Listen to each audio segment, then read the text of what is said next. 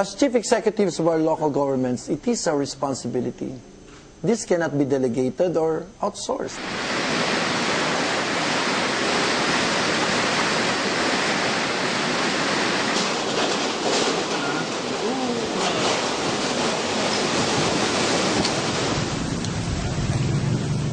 Reducing disaster risk is our duty. Many people say it is difficult to have dedicated institutions to deal with the whole cycle of disaster risk management. But here in our province, in Albay, we have done it. We have not one, but three. One is CIRCA, one is APSIMO, and one is the Albay Millennium Development Goals Office, because it's so necessary given the size and the magnitude of the problem. First, 80% of the disasters are due to climate change. But there are certain things that are not because of climate change, that we have a volcano, I have tsunami, I have geological faults. So there must be a dedicated institution to address disasters. And of course, both of them lead well after the disaster. Who takes care of them? It's still the duty of the provincial government. CIRCA deals with climate change in Albay, both in terms of mitigation and adaptation. So CIRCA is a living research institution of its Albay Reduction in Climate Change program by strengthening capacity for research and projects and programs implementation in progressive sustainable agriculture, forestry, fishery, energy, and agricultural tourism. And we are responsible for enhancing the ability of Albay residents to cope with climate risk and promoting research and projects in the protection of ecosystem in Albay. We conduct the first capacity development on disaster risk reduction and climate change adaptation to train all the 720 barangays in Albay, which mean the smallest community in the Philippines. So to revisit and train the hazards and risk maps for the preparation of their contingency plans and preparation or inclusion for the comprehensive land use plan in their respective municipalities and cities, and for the revision of the protocol of the comprehensive land use plan with climate change and climate-related consideration. We have 140 hectares mangrove plantation in Manito, Albay province is the most vulnerable municipality in Albay, to protect the coastal areas from erosion, storm surges, and the sea level rise and the tsunami. We do river cleanups in creeks, and which not only helps in reducing floods, but also helps in improving cleanliness and for a just and progressive sustainable environment of our citizens. APSIMO is tasked with two main roles: pre-disaster work on disaster risk reduction, including preparedness and disaster response. As a data bank, we collect hazard data from national agencies and use them for training, for certifying localities for safety from disasters. For example, these are the hazard maps of Mayon volcano pyroclastic flow,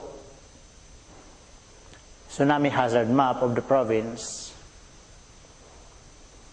and the earthquake map.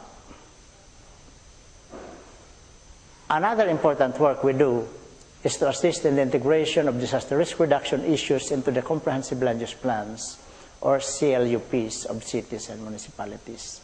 That's why the province became a member of the regular Provincial Land Use Committee. One important work we do is to develop drill manuals for school teachers and organize regular disaster drills in school. And we augment hazard awareness through community-based drills also. In the case of actual disaster events, as a secretariat, we coordinate not only the various offices of Albay province to organize evacuation, relief and recovery, but also external aid agencies working to assist the province. The task of Albay Millennium Development Goals Office is to monitor and oversee the MDG progress. We are in charge of long-term reconstruction after disasters. Reconstruction after disaster is one of the essential points for achieving the MDGs. After APSIMO's work, we coordinate projects for reconstruction after disaster. To do so, We coordinate with agencies willing to assist victims affected by disasters. The work we do involves not only coordination, but we implement livelihood programs, skills training, and job matching to assist faster recovery after disaster. But putting these three organizations in place to reduce disaster risk is not enough. We need to ensure that the organizations understand their own role and the roles of other organizations. Making them work together in a cohesive way is equally important. For coping with disaster exacerbated by climate change, education is a key activity. We more or less know how to cope with the present disasters, but we have little experience on how to cope with the intensifying impacts of future disasters because of climate change. Not only in Albay province, but in the Philippines, as we saw it in 2010, which witnessed the use of terms such as the biggest, most devastating, and the worst to describe disaster events. Many parts of the world are witnessing devastating disasters aggravated by climate change. The present disaster risk management, as we are used to doing things, would not be enough for future disasters. We have to adapt to and mitigate them more actively, and the young generation has to take responsibility for it. We therefore have to educate them on adaptation and mitigation of disasters. It is our responsibility. It is because of this belief that I have institutionalized CIRCA and gave them this as one of the key responsibilities.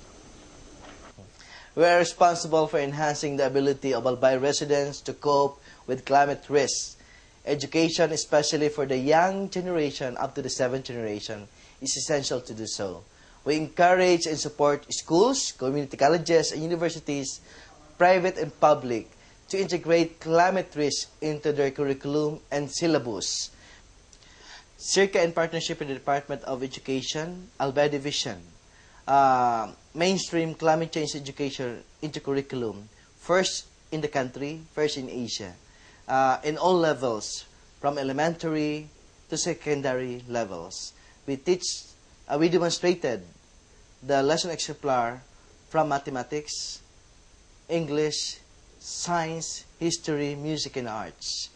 So we have a partnership for the monitoring and evaluation of these demonstrated lesson exemplars in the province of Albay. Here in Daraga National High School, we integrate programs on disaster risk reduction and climate adaptation. Teachers have been trained in the utilization and mainstreaming of disaster risk program with the support of CIRCA. Now, in the selection, what were the effects mentioned in the text that has something to do with climate change? What effects are mentioned regarding climate change? Teachers and students were oriented and lessons, intensifying in the lessons, the awareness and the effect of being informed through sentence construction, integrating them and how to use correct prepositions. In partnership with Bicol University is to build up database and conduct applied research on climate change adaptation, impacts and practices and adaptation option in the Bicol region, and to enhance academic programs on climate change adaptation and to increase awareness of the youth to the danger of climate change. Together with CIRCA, we are able to implement different programs integrating the concepts of disaster risk reduction and climate change adaptation into the program. Specifically, there are 3 programs that the university is pursuing. For emergency volunteer programs, we have the emergency paramedic response training. Municipalities, parishes, both public and private, are given a number of slots by which they could send workers, and these workers continue to become volunteers when there is emergency and disaster. The other program is a diploma program for middle-level managers. This is a one-year program integrating both theory and practice, such that the students are able to come up with framework, agenda for disaster risk reduction incorporated into the development agenda where their respective institutions play. The other program is the Master in Public Administration, Major in Emergency Health and Disaster Risk Management. These are top-level people that whose responsibility are institution-wide and therefore are able to conceptualize institution-wide programs on how to adapt climate change, how to adapt to climate change, and how to be able to make their individual institution resilient. To protect my people, not rescue, but early evacuation is essential. We have to do preemptive evacuation long before disaster hits our communities.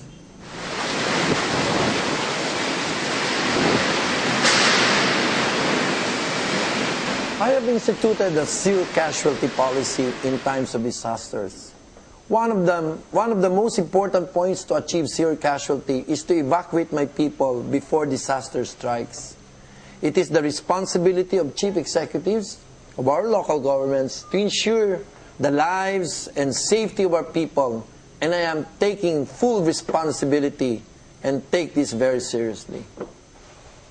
To make the system work, we need enough reserves for evacuees, preemptive evacuation decision rules, redundant communications for early warning, emergency shelters, and proper social preparation.